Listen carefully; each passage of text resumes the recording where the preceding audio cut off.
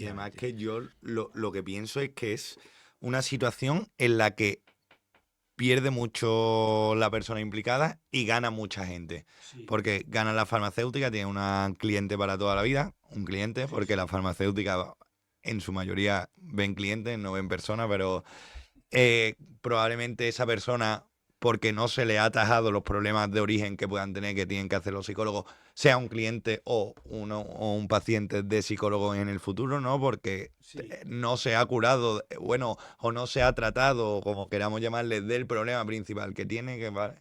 sí. Y encima, probablemente, yo lo que veo es que en el caso menos malo, que es que no se arrepienta, sino que mantenga su decisión el resto de su vida.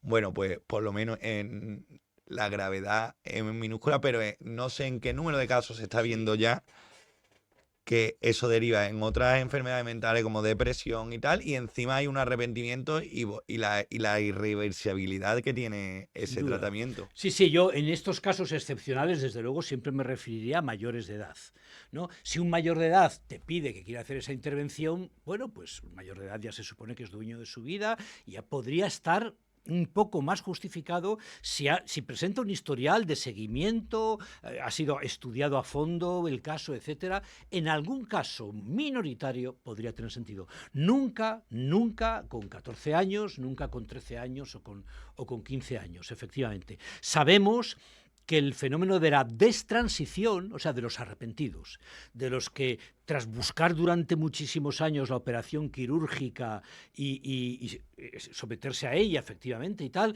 al cabo de un tiempo dicen, me equivoqué, pues es un fenómeno muy creciente, sobre el que es muy difícil investigar, porque claro, los registros médicos toman registro de cuántos se han arrepentido, ¿verdad? En la unidad que les trató. Pero cuando una persona se opera o se medica y se opera, etcétera, y se arrepiente, habitualmente no vuelve por las consultas de los médicos que le trataron. Dicen, no quiero volver a ese médico que me trató de esa manera, o no, o sea, quitármelo de delante, voy a enfocar mi vida de otra manera, voy a buscar soluciones en otros sitios, con lo cual no figuran como destransicionadores, figuran como un sujeto que se ha perdido, cuyo seguimiento se ha perdido y no, ya no podemos seguir siguiéndolo, pero no figuran en los registros de destransicionadores.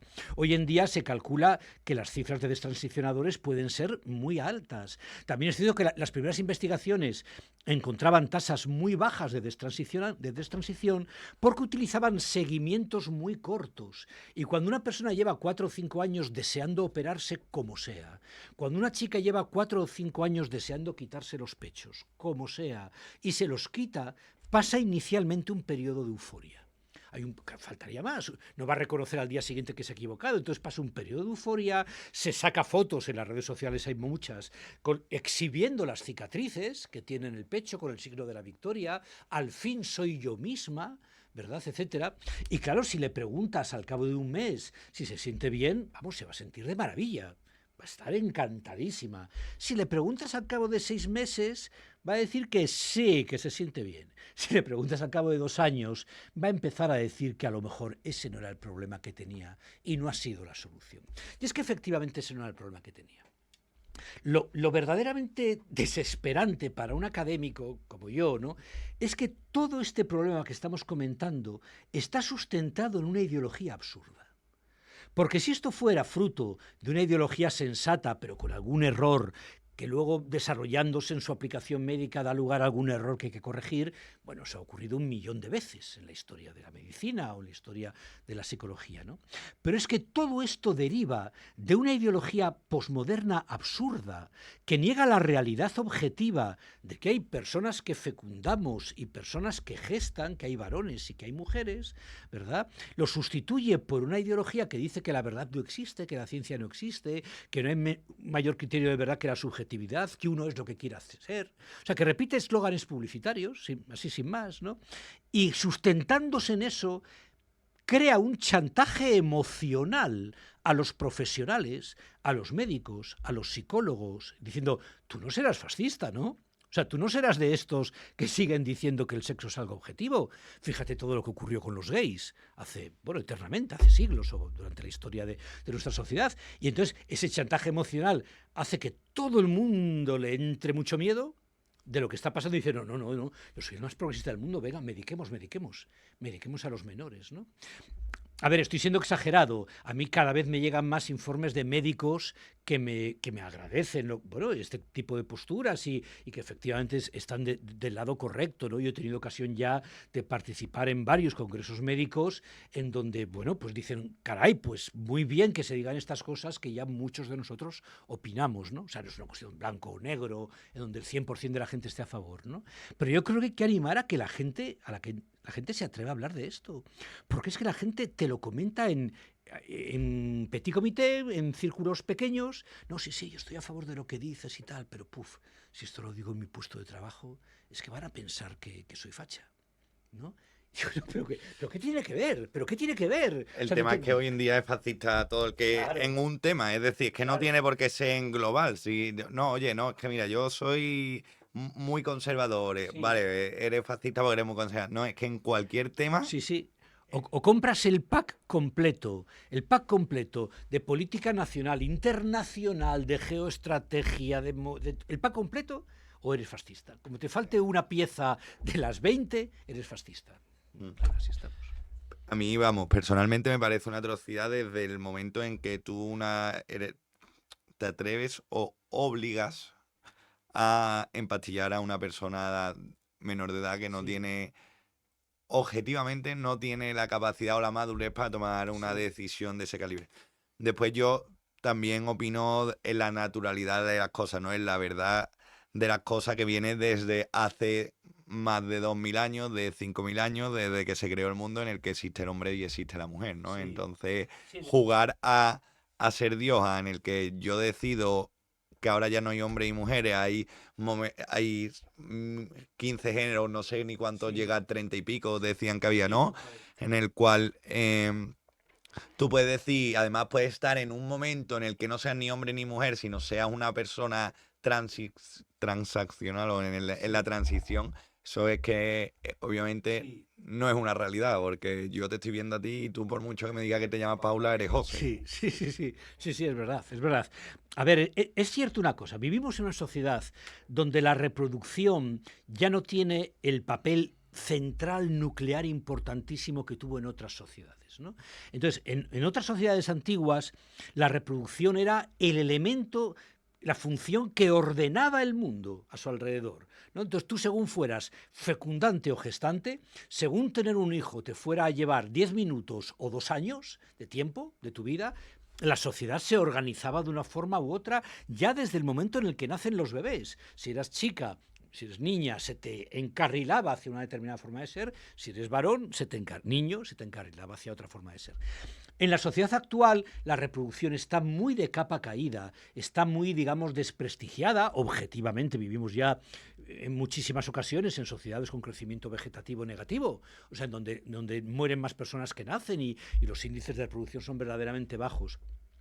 Y en donde los estereotipos sexuales, y esto a mí me parece que es un avance, se han disuelto, se han diluido, de tal forma que ahora una mujer puede realizar trabajos que clásicamente se consideraban masculinos, un varón puede llevar faldas si le apetece o pintarse las uñas si le apetece o tener, digamos, un universo estético, afectivo, tal, que a lo mejor en otras épocas se hubiera considerado que era exclusivamente femenino. A mí eso me parece magnífico. Y todo eso, junto con la devaluación de la reproducción, hace que la sociedad organizada alrededor de la distinción sexual empiece a diluirse un poco y empiecen a aparecer otro tipo de fenómenos, ¿no? Y efectivamente, pues ahora nos encontramos, pero eso, insisto, no quita para que los varones, sí, o sea, para que la distinción entre si tú fecundas o gestas sea una distinción fundamental que deba ser recogida en los registros burocráticos, igual que se recoge tu edad o dónde vives o tu estatura al nacer, se registra también o lo que sea, ¿no? Y el sexo no tiene ningún sentido que sea una mera actitud estereotípica que tú te ajustas a un estereotipo o a otro, ¿no? Hemos pasado, y esto lo decimos mucho, de defender que el estereotipo depende del sexo a defender que el sexo depende del estereotipo. Es decir, hemos pasado, y además esto es literal, de decir que si eres niño tienes que jugar al fútbol y si eres niña tienes que jugar con muñecas, a decir que si juegas al fútbol debes ser niño y si juegas con muñecas debes ser niña.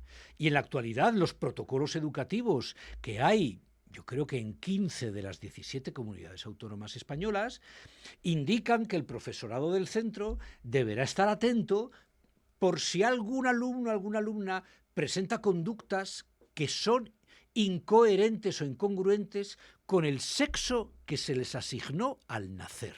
La frase sexo asignada al nacer es otra muletilla queer, no tiene ni pies ni cabeza. Claro, al nacer no se asigna el sexo, al nacer se ve o se comprueba o se observa, ¿verdad? El sexo no se asigna como te asignan la puerta de un aeropuerto en un tal, ¿no? Y entonces los profesores tienen que estar atentos para ver si efectivamente María está jugando mucho al fútbol. No vaya a ser que a lo mejor María sea un niño y no lo sabemos. O Manuel, ¿verdad? Pues está pintando las uñas. No vaya a ser que Manuel sea una niña, ¿no? Y una pregunta aquí me surge una duda, cuando pienso sobre estos temas, que es si también hay a ver si los sé verbalizar bien, ¿no? Pero si también hay como una confusión, ¿no? Con esto que has dicho, el niño juega, porque hay una confusión en los últimos años sobre si esa niña que juega al fútbol, si hay una confusión entre la orientación sexual y el sexo. Es decir, porque antiguamente pienso, a la niña que jugaba al fútbol se decía, pues a lo mejor, y ella pensaba, pues a lo mejor me Sí, gustan las mujeres, tal. sí, Pero ahora no sé si hay correlación con esos sí. fenómenos. Sí. Bueno, una niña que juega al fútbol clásicamente se la habría considerado un marimacho, o a un niño que juega a la comba o que se pinta las uñas se le hubiera considerado, pues eso, un niño afeminado, tal, ¿no? Y de toda la vida el pensamiento, digamos, progresista combatió eso. Y dijo, no, una niña puede jugar al fútbol y es exactamente igual de niña que cualquier otra niña, que la niña que se pinta las Es que es una uñas. realidad. Claro, es 100% niña, ¿no? Un niño puede pintarse las uñas o poner morritos o saltar a la comba o lo que sea, y es un niño es un niño al 100%, es que no tiene nada que ver. O sea, llevamos mucho tiempo defendiendo que no hay juegos de niños y de niñas, que no hay cuentos de niños y de niñas, que no hay, bueno, todo el universo de ocio, de actividades, ¿no? De niños y de niñas, ¿no? Entonces, conviene no confundir el tema de la orientación sexual. Yo sencillamente no tengo información, no sé si las niñas que juegan al fútbol o que destacan en deportes, en ellas hay mayor o menor porcentaje de orientaciones sexuales, pero es otro tema en cualquier caso, es otro tema, porque verdaderamente, o sea, una niña que juega al fútbol o cualquier otro deporte es una niña. O sea, no es una niña. El pensamiento machista clásico diría, no, hay que educarla bien para que en vez de jugar al fútbol, juegue a las muñecas. Y el transactivismo, ¿verdad? El pensamiento queer diría, no, hay que ayudarla y para tal, para que pueda llegar a ser el niño que lleva en su interior, ¿no? Y que se está manifestando jugando al fútbol. Pero no, una niña juega al fútbol, es una niña, ya está, punto final, no hay ningún asunto más al respecto.